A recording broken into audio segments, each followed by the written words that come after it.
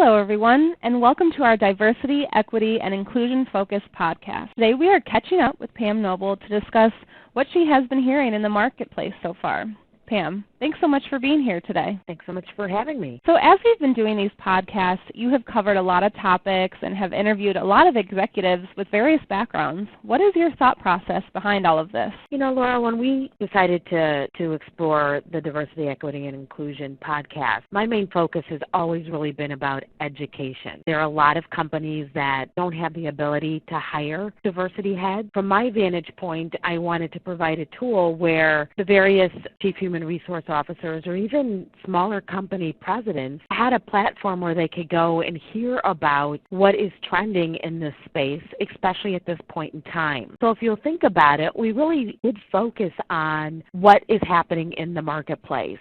So for example, I think our first podcast really focused on the difference between how companies are viewing diversity, equity, inclusion before the George Floyd incident and then after, and what was the differences of how they were approaching diversity, equity, and inclusion, but more importantly, how they were bringing it into their company environments and what were they doing differently. The second one, I believe, focused really on understanding what diversity, equity, and inclusion meant in each environment. So for example, what are some of the questions that companies need to ask themselves before they bring in somebody into the organization? And on the flip side, what should the candidate be thinking about as they look at different opportunities for diversity, equity, and inclusion? And so I thought that was just very profound because we're in a space where there is a significant uptick in hiring of diversity heads. It was a great foundation to really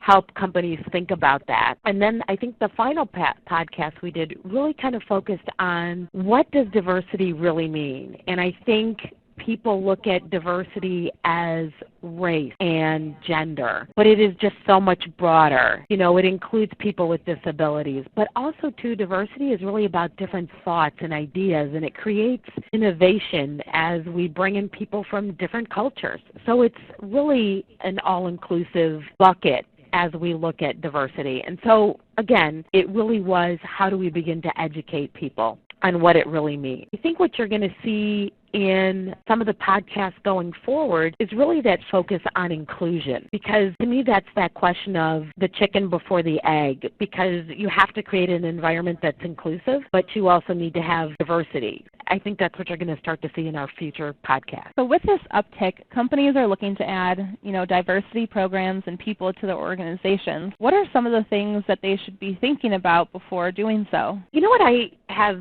found fascinating since this uptick is that you have companies that are going out and making a statement and then they're hiring. But then you have companies that are taking a very atypical approach, which is really focused on understanding what's happening internally. And what I have loved about the conversations that I've had with many of my peers and business leaders is that they are really starting to have very meaningful conversations with their employee population. And they are sharing things that have never been shared before. And so there has been surprise on both the employee perspective of what they're sharing, but also to the openness of many of the business leaders as they're creating space for this type of conversation, which is really allowing people to jump in front of what's happening and making sure that it fits within their culture, their response. So they're just not responding to respond. They're sitting there saying, what do we need to do in this environment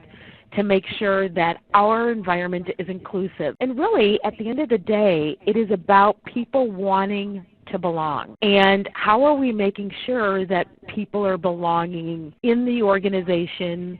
And a lot of times it's a lot of the little things that people just don't recognize. And you hear a lot of conversation about it's the right thing to do or we need to do it based on this moment. And the reality is it is a unique opportunity to really impact your engagement and create meaningful change within a company. And I think that that is really, if you have to look at a silver lining of where we are, it really is about how are you building a culture that people want to come to, where they feel like they're engaged and that they can learn and that mistakes are opportunities for growth.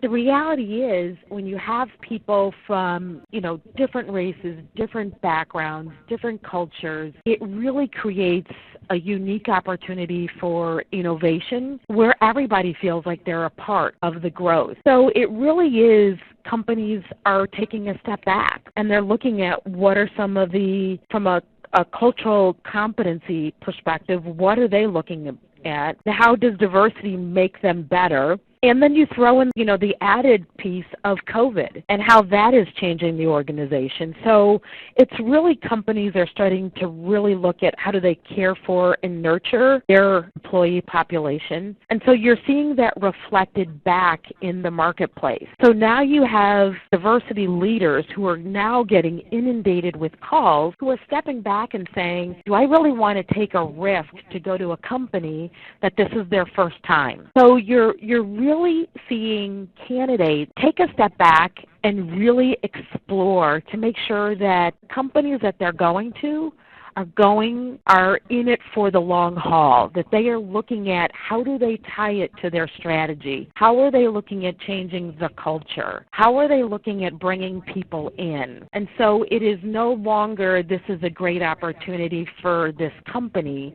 They're stepping back and asking all of those questions because it matters. And if they are with an organization that they know it already matters at, why would they go to an organization where it is either a reaction to the moment without a lot of thought or that they are not in it for the long haul? And so those are some of the trendings that we're really starting to see, both on a business side of how they are thinking about diversity, but also from a candidate side as they're looking at opportunities, really making sure it is the right fit for them for all of those reasons. The long-term perspective of how to grow an organization, accepting people from all different backgrounds and ideas before they make that decision to leave an organization. With all that being said, what is TCG doing to help companies create or even expand their diversity, equity, and inclusion practices? We're doing a couple of different things. So obviously we have the executive search, and we've been focusing on identifying talented leaders within this space to go into different companies. The other place is really in our consulting services space,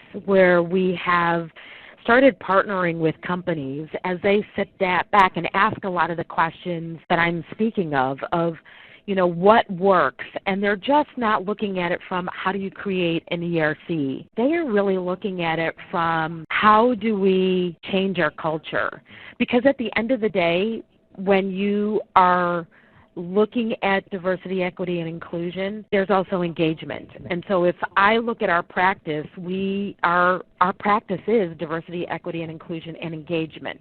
Because when everybody feels like they belong, it is a powerful message. So each client, we design a different solution because different clients are in different levels of their maturity in this space. And there is no cookie cutter approach. It is really speaking to understand the needs of that particular client. So some we're doing focus groups. Others we are looking at how do we build it into an employee brand. And so it really is kind of an open box, and it's almost like opening up a gift at Christmas, and you're pulling out all these different solutions based on where that customer is. So it's really an exciting time because it's creating a lot of thoughtful conversation. Well, Pam, thank you so much for being here today to fill us in on your findings and also how TCG can help. We look forward to your interviews this coming month. Great, thanks.